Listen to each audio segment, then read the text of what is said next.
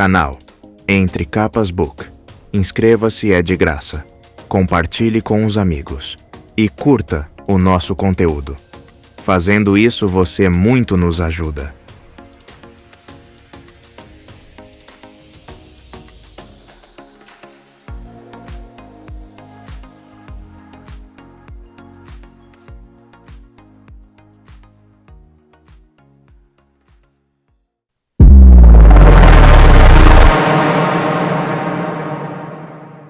Capítulo 23. Tormentosamente estranho.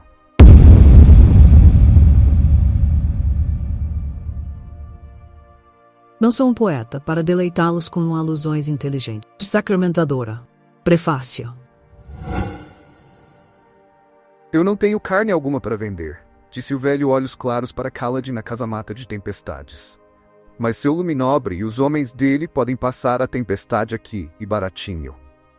Ele acenou a bengala na direção do grande edifício, que lembrava Kaladin das casernas nas planícies quebradas, longo e estreito, com uma extremidade pequena apontada para o leste.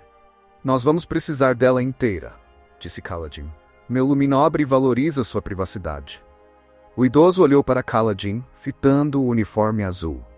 Agora que o pranto havia passado, a roupa tinha uma aparência melhor. Não passaria pela inspeção de um oficial, mas ele passara um bom tempo esfregando as manchas e polindo os botões. Um uniforme Colin nas terras de Vamar. Isso poderia levar a uma série de especulações. Com sorte, nenhuma delas seria. Esse oficial Colin juntou-se a um bando de parchêmanos fugitivos. Posso te dar a casamata inteira, disse o comerciante. Eu ia alugar ela para umas caravanas vindas de Revolar, mas elas não apareceram. O que aconteceu? Eu não sei, mas é tormentosamente estranho, eu diria.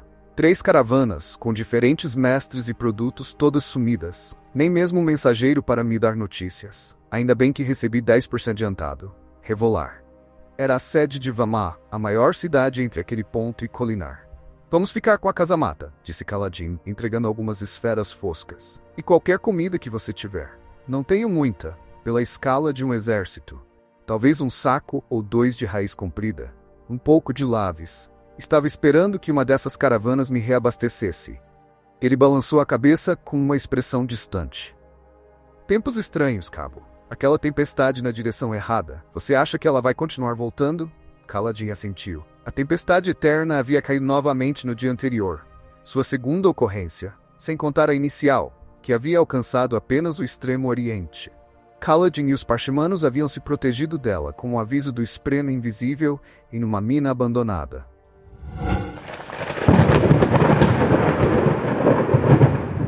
Tempos estranhos, repetiu o velho. Bem, se precisarem de carne, há um ninho de porcos selvagens fuçando pela ravina ao sul daqui, mas é a terra do grão-senhor Cadilar, então... Bem, você entende. Se o luminobre ficcional de Kaladin estivesse viajando sob ordens do rei, eles podiam caçar naquelas terras. Se não, matar os porcos de outro grão-senhor seria considerado caça ilegal. O velho falava como um fazendeiro do interior, independentemente dos olhos amarelo claros, mas ele com certeza subira na vida ao administrar um ponto de parada para tempestades. Uma vida solitária, mas devia fazer um bom dinheiro. Vejamos a comida que consigo para você, disse o velho. Me acompanhe. Agora, tem certeza de que uma tempestade está chegando? Tenho cálculos dizendo que sim. Bem, abençoados sejam o Todo-Poderoso e os Arautos, então. Vai pegar algumas pessoas de surpresa, mas ainda vai ser bom poder voltar a usar minha telepena. Kaladin seguiu o homem até um galpão de raízes na borda sotavento de sua casa e pechinchou brevemente por 3 sacos de vegetais. Mais uma coisa, acrescentou Kaladin. Você não pode ver o exército chegar. O quê? Cabo, é meu dever cuidar para que as pessoas se instalem na... Meu luminobre é muito cuidadoso com sua privacidade. É importante que ninguém saiba da nossa passagem. Muito importante, disse ele e pousou a mão na faca do cinto. O olhos claros só fungou. Pode confiar que não vou falar nada, soldado. E não me ameace. Sou do 6º Dan. Ele empinou o queixo, mas quando cocheou de volta para casa, fechou bem a porta e as placas protetoras das janelas. Kaladin transferiu os 3 sacos para a casamata, então caminhou até onde deixara os parchemanos. Ficou procurando Seal com o olhar, mas não viu nada, claro. Estava sendo seguido pelo espreno de vazio, provavelmente para garantir que não fizesse nada traiçoeiro.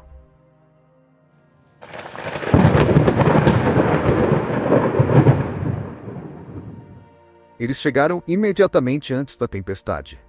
Ken, Sai e os outros quiseram esperar até que estivesse escuro, desconfiados de que o velho Olhos Claros os espionaria. Mas o vento havia começado a soprar forte e eles enfim acreditaram no aviso de Kaladin de que uma tempestade era iminente. Kaladin ficou junto da entrada da casa-mata, ansioso, e os parchemanos foram entrando. Eles haviam se unido a outros grupos na última semana, conduzidos por invisíveis esprenos de vazio, que, segundo lhe disseram, se afastavam zunindo assim que sua tarefa era cumprida. Seus números agora estavam perto de 100, incluindo crianças e idosos. Ninguém dizia a Kaladin qual era o objetivo final, só que o espreno tinha um destino em mente. Ken foi a última a passar pela porta. A grande e musculosa parchemana demorou-se, como se quisesse assistir à tempestade.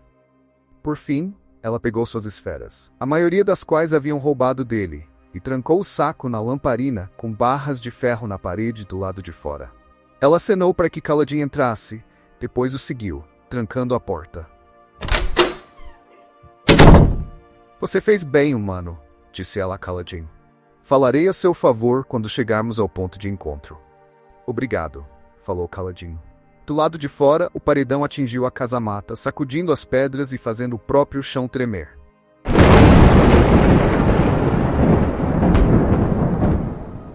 Os parchemanos se acomodaram para esperar. Hesh abriu os sacos e inspecionou as verduras com um olhar crítico. Ela trabalhara nas cozinhas de uma mansão. Kaladin se recostou na parede, sentindo a fúria da tempestade lá fora. Era estranho como ele podia detestar tanto o sereno pranto, mas sentir-se animado ao ouvir trovões além daquelas pedras. Aquela tempestade tentara matá-lo em várias ocasiões. Ele se sentia íntimo ela, mas também a temia. Era como um sargento demasiadamente brutal no treinamento dos recrutas.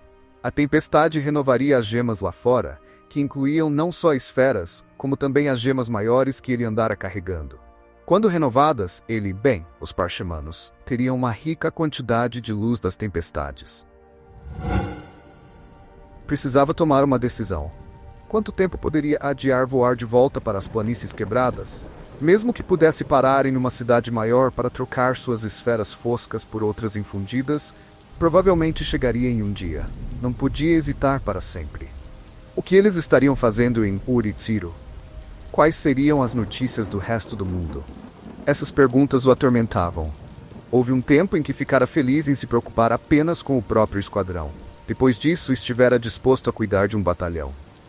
Desde quando o estado do mundo inteiro havia se tornado problema dele? No mínimo, preciso roubar de volta minha telepena para mandar uma mensagem à luminosa Navani. Alguma coisa cintilou na sua visão periférica. Sil havia voltado? Ele olhou para ela, uma pergunta nos lábios, e mal conteve as palavras ao notar seu erro. O espreno ao lado dele possuía um brilho amarelo, e não branco azulado.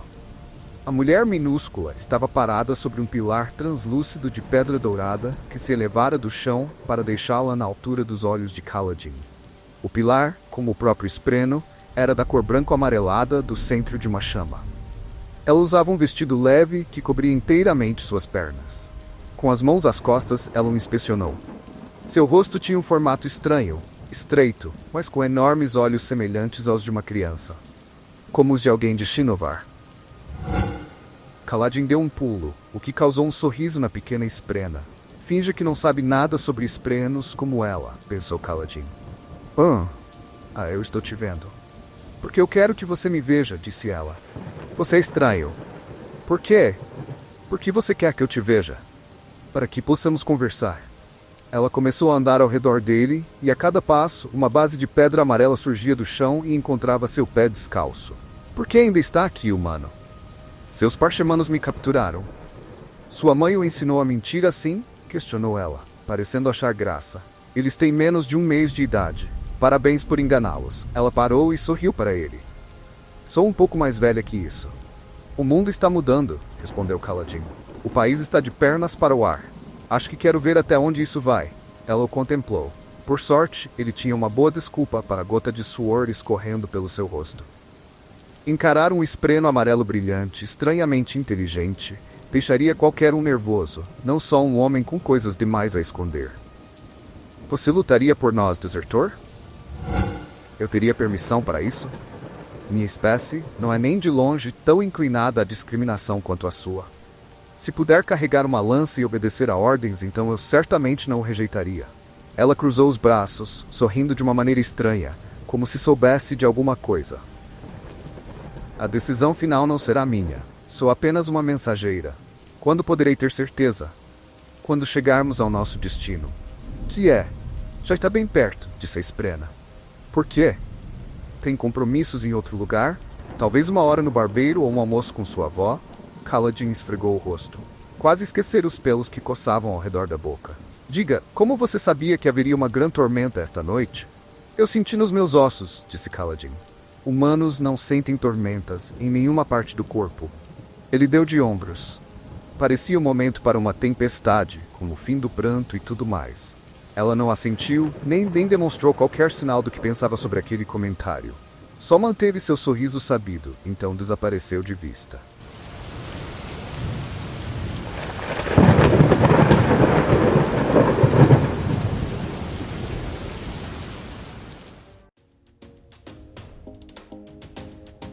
Canal Entre Capas Book. Inscreva-se, é de graça. Compartilhe com os amigos. E curta o nosso conteúdo. Fazendo isso, você muito nos ajuda.